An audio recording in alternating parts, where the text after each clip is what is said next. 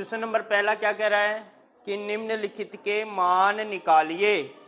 ये जो क्वेश्चन है बेटा इसमें से एक क्वेश्चन आता है। कितने क्वेश्चन है इसमें? 5। तो सर 5 में से एक क्वेश्चन हमेशा हमेशा आता है, तो अपने को अच्छे से इसको पढ़ना है ना। पढ़ने का मतलब है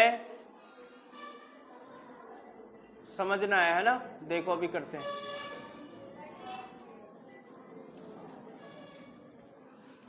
पहला क्वेश्चन है पहले का पहला, साइन 60 डिग्री है क्या?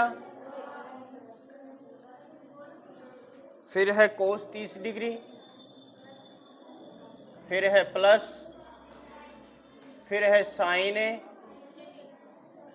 30 डिग्री और फिर है कोस। यही है ना। अब क्या करना है, आपको सबसे पहले क्वेश्चन को अच्छे से देख लेना है। देखना क्या क्या है कि कहाँ वहाँ पे कौन कौन से सिंबल हैं। सर साइन 60 है, कोस 30 है, इन दोनों के बीच में कोई सिंबल नहीं है, कोई भी नहीं है, तो अपन किसका मानते हैं? गुणा का। फिर है प्लस है, ठीक है। ऊपर क्या देख रहा है? फिर साइन 30 है, कोस 60 है, इन दोनों के बीच में भी कोई सिंबल नहीं, कोई भी सिंबल नहीं, इसका मतलब क्या है? अब इसको सोल्व करने के लिए क्या करना है, आपको मान रखना है। किस किस का? साइन का मान रखना है, वो भी कितने डिग्री का? 60 डिग्री का। तो मैंने एक टेबल बनवाई थी ना, उसमें साइन 60 डिग्री का मान कितना बताया था? अंडर रूट का 3/। तो सर इसके स्थान पे रख देंगे अंडर रूट का 3/।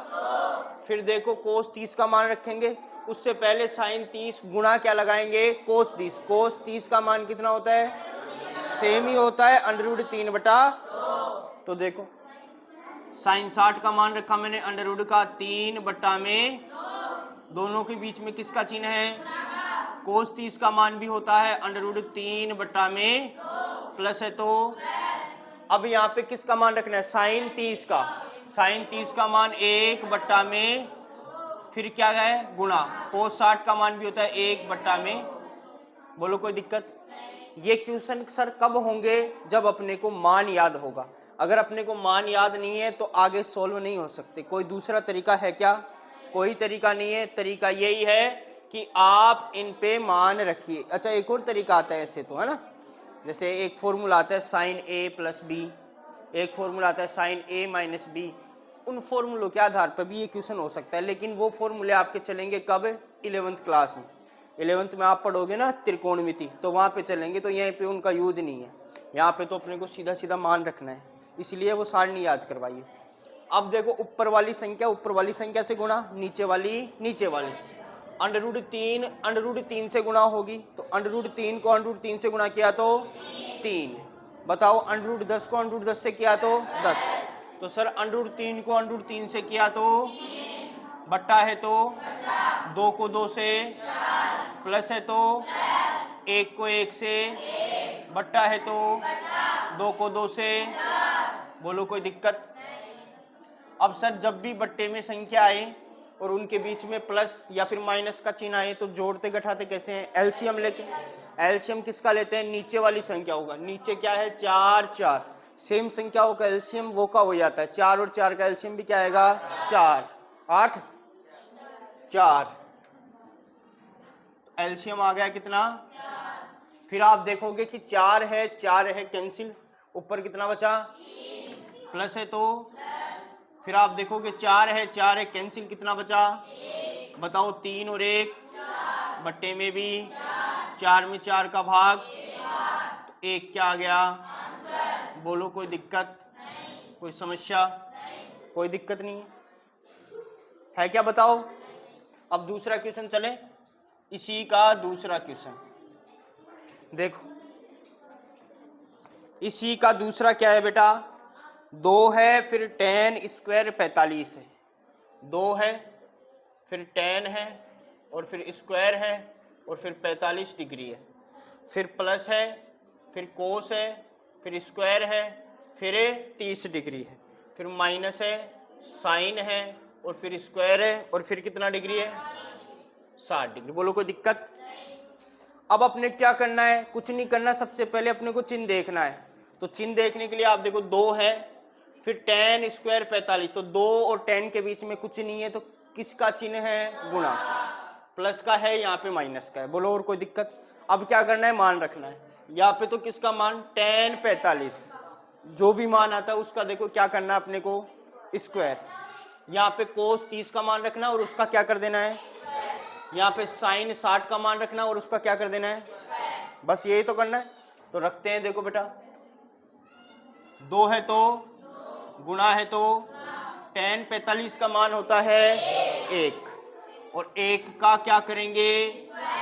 स्क्वायर लगा हुआ है तो प्लस है तो cos 30 का मान होता है √3/2। तो सर अंडरवुड का 3 बट्टे में कितना है? और स्क्वायर है तो माइनस है तो sin 60 का मान अंडरवुड का 3 बट्टे में स्क्वायर है तो। अब आप देखोगे थोड़ी देर के लिए कि सर सेम संख्या होती है, जैसे 2 - 2 क्या आता है? 0। 5 - 5 0, मतलब एक संख्या प्लस की और वही संख्या माइनस की है तो क्या आता है? हमेशा 0। बोलो कोई दिक्कत? यहाँ पे आप देखोगे कि सर √3/2 का स्क्वायर कैसा है? प्लस का। √3/2 का स्क्वायर कैसा है? मतलब सेम सेम है ना? सेम सेम है तो इधर का तो कैंसिल हो गया ना, ये इससे। बोलो कोई दिक्कत? कैंसिल आउट हो गया, मतलब इधर वाला मामला साफ। बचा इधर वाला, तो इधर तो क्या बचा? 2 बचा, गुणा में 1 का स्क्वायर। 1 की कितनी भी घात हो, आंसर कितना आता है?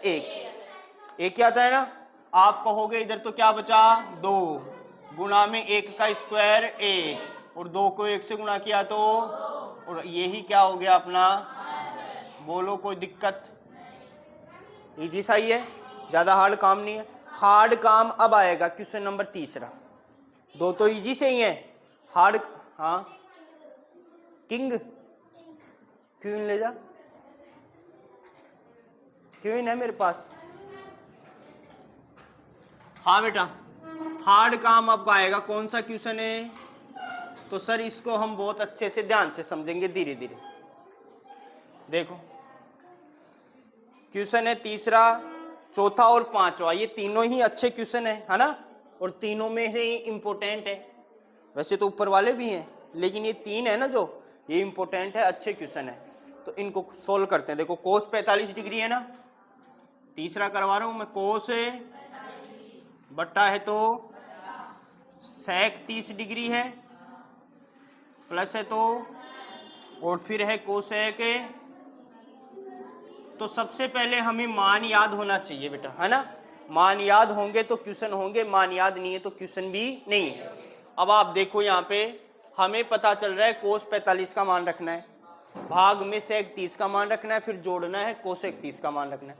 sec का cosec का याद करने की आवश्यकता नहीं। sec किसका उल्टा होता है? cos का। तो cos 30 का जो होगा उसका उल्टा कर देंगे तो sec 30 का आ जाएगा। यहाँ पे sin 30 का जो होगा उसका उल्टा करते किसका जाएगा? cosec का। और cos मतलब सभी में cos का मान याद रखना है। cos 45 का मान होता है 1/√। तो बेटा देखो मान रखते हैं इस cos, ध्यान से समझना। देखो मैं कहाँ कहाँ मान रख रहा हूँ। cos 45 का मान रख रहा हूँ ऊपर वाले का 1/√, का, और फिर बट्टा है तो बोलो कोई दिक्कत? याद है sec 30, तो sec 30 का मत देखो, आप देखो cos 30 का। cos 30 का होता है √3/2, और sec इसका क्या होता है? तो 2 तो ऊपर चला जाएगा, √3 आ जाएगा। तो सर 2/√, का प्लस है तो, और देखो cosec 30 को तो हमें cosec का नहीं देखना, हमें देखना है sin का। sin 30 का होता है 1/2, और उल्टा कर दिया 2/1, 2/, बोलो कोई दिक्कत? अब दूसरी बात, यहाँ पे देखो बट्टे में संख्या, इधर भी बट्टे में संख्या, दोनों जुड़ रहे हैं। अच्छा बट्टे में जुड़ते हैं, माइनस करते हैं, कैसे करते हैं? एलसीएम। तो देखो √3 और 1, तो 1 से तो कोई मतलब है नहीं। √3 का एलसीएम तो √3 ही आएगा। तो देखो ऊपर वाला तो ऐसे कैसे लिख देता हूं मैं, 1/√2 है, तो ऐसे कैसे लिखा मैंने? 1/√2 बट्टा है तो, अब नीचे वाली संख्या को सॉल्व कर रहे हैं तो √3 का और 1 का एलसीएम आया √3। एलसीएम कैसे लिखते हैं? बट्टा लगा के फिर लिखते हैं। तो सर बट्टा लगाया मैंने और √3 एलसीएम लिख दिया। बोलो कोई दिक्कत? अब आप देखोगे कि सर √3 कैंसिल, ऊपर कितना बचा? प्लस है तो 1 से तो कैंसिल होगा नहीं, नहीं होगा तो अंडर रूट 3 किससे गुणा होगा? तो 2 से अंडर रूट 3 गुणा होगा तो 2 under root sir 2 under root का, बोलो कोई दिक्कत? कोई दिक्कत नहीं है ना? इधर कर देता हूं अब आगे। अब आप देखोगे बेटा जब भी बट्टे में संख्या होती है तो देखो ये तो एक संख्या है ऊपर वाली, ये नीचे वाली संख्या है, तो ये नीचे वाली संख्या जाएगी कहाँ पे? ऊपर। जब ऊपर जाएगी तो ये हो जाएगी उल्टी और साथ में बट्टा का चिन्ह हटके क्या लग जाता है? गुणा। जैसे होता है 1/2 बट्टे 2/5, ठीक है? तो ये तो अकेली संख्या है ऊपर वाली, ये दूसरी संख्या है, तो ये ऊपर वाली तो ऐसे कैसे 1/2 तो ऐसे कैसे रहेगी? गुणा लग जाएगा, 2/5 था ना, ये हो जाएगा 5/2। तो सर ये तो 1/√2 तो अकेली संख्या है, ये दूसरी संख्या है, ये दूसरी ऊपर जाएगी तो √3 तो चला जाएगा और 2 + 2 √3 आ जाएगा। बोलो कोई दिक्कत? कोई दिक्कत है क्या बताओ? नहीं है ना बेटा? क्वेश्चन इंपॉर्टेंट है इसलिए मैं धीरे धीरे समझा रहा हूं। ऊपर वाली नंबर तो ऐसे कैसे लिखा? 1/√2 गुणा, ये गुणा लगाया मैं, पता चला ना क्यों लगाया? ये √3 तो चला जाएगा ऊपर, बट्टे 2 + 2 √3 आ गया, 2 + 2 √3। बोलो कोई दिक्कत? अब बेटा देखो ऊपर वाली संख्या ऊपर वाली संख्या से गुणा, नीचे वाली संख्या नीचे वाली संख्या से गुणा। आप कहोगे √3 को 1 से गुणा किया तो किसी भी संख्या को 1 से गुणा करो सर वही नंबर वापस आता है। यहाँ पे गुणा करेंगे तो देखो √2 को सबसे पहले 2 से करना पड़ेगा, फिर √2 को 2 √3 से करना पड़ेगा, ऐसे ही करना पड़ेगा। तो अपन क्या करते हैं? √2 को गुणा कर देते हैं ऐसे, 2 + 2 √3, ठीक है? अब गुणा होगा तो कैसे होगा सर? √2 पहले होगा, फिर सर √2 होगा। बोलो कोई दिक्कत? तो ऐसे होगा ना ये सर, √3 बट्टे में √2 को 2 से किया तो 2 √, और फिर प्लस 2 तो ऐसे कैसे? √3 को √2 से करेंगे तो 2 √। बोलो कोई दिक्कत? अब आगे अपने से सोल्व नहीं होगा ये, ऐसे सोचते हैं लोग कि भाई आंसर आ गया अब कंप्लीट है काम। तो बेटा मैं आपको बता देता हूँ, कोई भी पर्सन हो, ट्रिग्नोमेट्री की मैं बात नहीं कर रहा, किसी भी प्रश्नावली का कोई भी पर्सन हो, अगर बट्टे में सिंगल संख्या आती है तो मैं मानता हूँ, अगर कोई डबल संख्या आ रही है प्लस माइनस में आ रही है, जैसे आपके पास आंसर आ गया 1/√2, तो बेटा ये तो 1/√2 है, सिंगल संख्या ही है, तो मान आप रख सकते हो, ठीक है जी आंसर आ गया। अगर मैं नीचे आता +1 आ जाता -1, तो फिर नहीं छोड़ना है इसको। छोड़ने का मतलब है नीचे अंडरवुड में संख्या को नहीं छोड़ना है, नीचे अंडरवुड में संख्या नहीं छोड़नी है। बीच में अगर हाँ अकेली आती है तो मानता हूँ, अगर आके आपके पास आंसर आ गया 1/√3 तो बस हो गया खत्म है। अगर नीचे आंसर आ गया 1/√3 प्लस में 2 या फिर माइनस में 2 प्लस में 5 या फिर माइनस में 5, ऐसा कुछ आता है। आप यहाँ पे देखो √2 अकेला आता या फिर √6 अकेला आता तो अपन छोड़ देते, लेकिन साथ में प्लस का चिन्ह लगा हुआ है तो इसको अकेला नहीं छोड़ेंगे, √2 को हटाएंगे। और √2 को कैसे हटाते हैं? परिमेयकरण करके। समझ रहे हो कि नहीं समझ रहे? परिमेयकरण का मतलब होता है कि जो नीचे वाला संख्या है ना, नीचे वाली अपने पास, उसका क्या करना है आपको, वो की वो संख्या है उसको ऊपर ही नीचे गुणा करना है आपको। फर्क क्या है? अगर नीचे प्लस का है तो अपने को चिन्ह चेंज कर देना है माइनस का, अगर अपने पास माइनस है तो अपने को कर देना है प्लस का। तो सर इसको मैं कैसे कर सकता हूं? आप लिखोगे ना परिमेयकरण करने पर, तो सर इसको ऐसे लिख सकते हैं, √3 बट्टा नीचे है 2 प्लस 2 अब आप थोड़ी देर के लिए ऐसे देखो, ये 2 है, ये 2 है, कोई दिक्कत यहाँ पे? अब आप कहोगे सर कि ये √2 है और यहाँ पे कितना है? √6 है। अब √6 का मान कितना आता है? देखो √4 का तो सर 2 आता है, तो √6 का मान 2 से तो थोड़ा सा ज़्यादा ही आएगा, कम तो नहीं आएगा ना, क्योंकि 6 क्या है? 4 से बड़ा है, और यहाँ पे √2 है तो √2 का मान तो √6 से कम ही आएगा। अगर मैं इसका परिमेयकरण करूंगा तो यहाँ पे बीच में क्या लगाना पड़ेगा मेरे को? माइनस। तो सर ये संख्या बड़ी है और ये संख्या क्या है? छोटी है। पता चल रहा है ना सर, ये संख्या तो बड़ी है, ये संख्या क्या है? छोटी। और छोटी संख्या में से बड़ी संख्या को घटाते हैं तो आंसर कैसा आता है? तो अपने को माइनस में नहीं लाना है, अपने को किस में लाना है? तो अभी इसको मैं चेंज कर सकता हूं। अगर अपने पास लिखा होता 1 + 3 तो आंसर कितना आता? अगर मैं लिख दूं 3 + 1 तो भी आंसर कितना आएगा? कोई प्रभाव पड़ता है? तो सर अगर ये 2√6 यहाँ से उठा के इधर लिख दूं, 2√2 इधर लिख दूं, तो कोई प्रभाव पड़ेगा क्या? कोई प्रभाव नहीं पड़ेगा। प्लस में आप किसी भी साइड लिखो कोई प्रभाव नहीं पड़ता है। 2 + 2 4, 2 + 3 5, तो 3 को पहले लिख दो, 2 को बाद में लिख दो, तो भी आंसर 5 ही आना है। तो सर इसको मैं ऐसे लिख सकता हूँ क्या? यहाँ पे यहाँ से √2 हटा दूं, √6 कर दूं, और यहाँ से √2 कर दूं। बोलो कोई दिक्कत? सेम ही है दोनों का मतलब। अब मैं इसका परिमेयकरण कर देता हूँ। परिमेयकरण का मतलब बीच में क्या लगा दूंगा मैं? अरे बीच में क्या लगा दूंगा मैं? माइनस लगा दूंगा। बोलो कोई दिक्कत? आप कहोगे सर कोई प्रभाव पड़ा है क्या इसमें? कोई प्रभाव नहीं पड़ा। क्यों? सेम नंबर है, काट दिए, वापस से वही आ गया। अब ऊपर वाला नंबर तो ऊपर वाले नंबर से गुणा होगा जी, नीचे वाला नीचे वाले से होगा। लेकिन नीचे वाले में देखो आपको दिख रहा है कि सर यहाँ पे a 2√6 को a माना, तो इधर भी 2√6 को क्या मानूंगा? 2√2 को मैं b मान रहा हूँ, तो इधर भी 2√2 को क्या मानूंगा? अब इधर तो बीच में प्लस है और इधर क्या है? आपको देखा कि a + b a - b formula लग गया। a + b a - b formula होता है किसका? a² - a। अब a के स्थान पे तो है 2√6, तो इसका करना है अपने को स्क्वायर।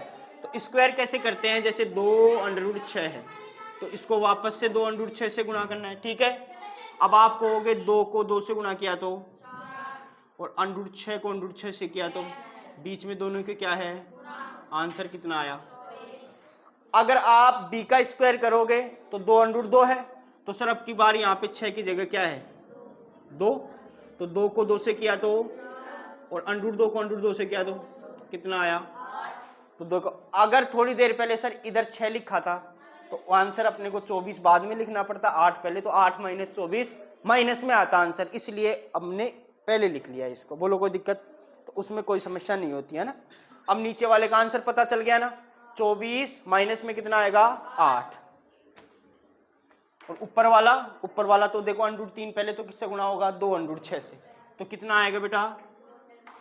2 में 36, √वाली से गुणा हो गई, माइनस है तो 2 है तो √3 को √2 से √a। बोलो कोई दिक्कत? बट्टा सर a² माइनस में, तो सर a² का मतलब 2√6 का, और 2√6 का स्क्वायर क्या बताया मैंने अभी? 24। अभी गुणा किया ना अपने, 2 को 2 से किया 4, √6 को √6 से 6, और 6 को 4 का 24। तो सर यहाँ पे आ गया अपने पास 24, a² माइनस में b² का मान कितना आया था? बोलो कोई दिक्कत? अब देखो ऊपर देखो, आप थोड़ा सा ध्यान देना, यहाँ पे तो है 2 और यहाँ पे भी है 2, दोनों में 2 2 है, तो 2 तो मैं बाहर ले लेता हूँ। तो अंदर तो बचेगा √ का 18 और माइनस में √ का, और नीचे क्या बचेगा? 24 में से 8 चला गया, कितना बचा? 16। और आप कहोगे सर 2 एकम 2 और 2 अंटे। अब आप देखो नीचे से √ है क्या? अब नहीं है ना। मैंने क्या कहा? आंसर में √ नहीं छोड़ना है नीचे, तो नीचे √ नहीं है। अब मतलब अब जो आंसर आएगा वो रियल आंसर आएगा, ठीक है। अब ऊपर देखो √ 18 है ना, √ 18 को क्या लिख सकता हूं मैं? आप लिख सकते हो सर 9 गुणा में 2, √ है तो, माइनस है तो, √6 है तो, बट्टा है तो, 8 है तो। सर 9 को तो बाहर निकाल सकते हैं, 9 को बाहर निकालते हैं तो कितना आता है? 3। तो सर आ गया 3, और साथ में बचा √ का, और माइनस में √ का, और बट्टे में। सर नीचे हमें √ नजर आ रहा है क्या? नहीं आ रहा, तो सर यही क्या हो जाएगा? बोलो कोई दिक्कत है क्या? नीचे √ छोड़ना ही नहीं है, समझ रहे हो कि नहीं? मैंने पहली बार इतनी धीरे धीरे समझाया है, आज तक नहीं समझाया मैं इतनी धीरे धीरे, समझाया क्या? पहली बार ही समझाया है। और मैंने इसलिए समझाया क्योंकि क्वेश्चन इम्पोर्टेंट है। इम्पोर्टेंट का मतलब है आप इसमें बार बार ऊब चूक हो जाते हो, अपने को ऐसे काम खराब नहीं करना। अपने को बिल्कुल सहजता के साथ धीरे धीरे करना है। ठीक है बेटा, आपको इतना याद रखना है कि ये आंसर नहीं होता है। नीचे अंडरवुड आपको दिखे इसका मतलब आंसर नहीं आया है, आंसर आना अभी बाकी है। और नीचे अंडरवुड हटाने के लिए क्या करते हैं, परिमेयकरण। परिमेयकरण का मतलब क्या होता है, उसी संख्या से फिर से गुणा करते हैं, ऊपर और नीचे, अंश में और हर में। फर्क क्या होता है, फर्क इतना होता है सर, जो प्लस का होता है उसको माइनस का कर देते हैं, जो माइनस का होता है उसको। बोलो कोई दिक्कत। तो ये क्या आ गया, ये यहां से इधर था। ठीक है।